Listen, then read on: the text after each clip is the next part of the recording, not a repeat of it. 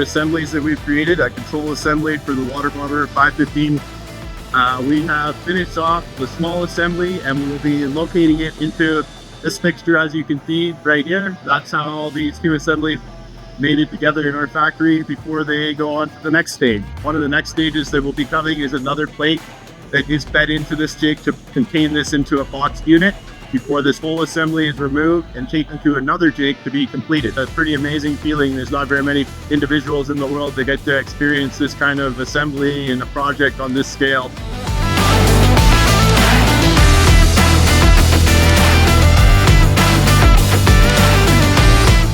Hi, I'm Matt Johansson. I've been working at Havilland, Canada for 15 years, and I am the charge hand in the 515 area. It's wonderful working on this program. We're building a product that is meant to go out into the world and help people and fight the forest fires and save people's lives and save people's homes. I'm Andy. So I'm building one of the bulkhead station number 315. It's one of the main structure for the fuselage. So yeah, this is a special project and it's a great opportunity. So I'm happy to be part of it. My name is Arturo Garcia. I'm quality engineer here at the Havilland, and just walking by the aisle and seeing the progress of my work, it feels amazing. Like knowing this plane is going to save lives, combat fires, and it's gonna be delivered pretty soon.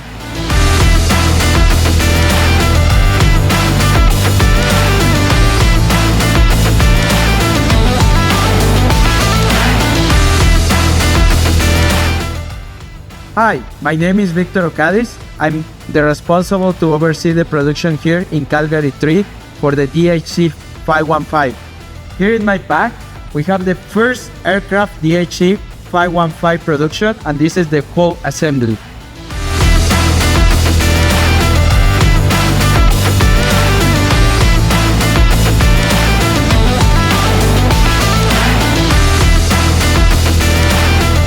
We have the Drive-Matic, that is the auto riveter machine.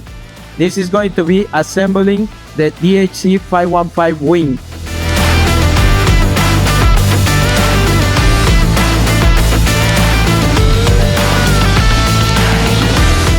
The aircraft first flight was in 1966, and now again we are building it in 2024.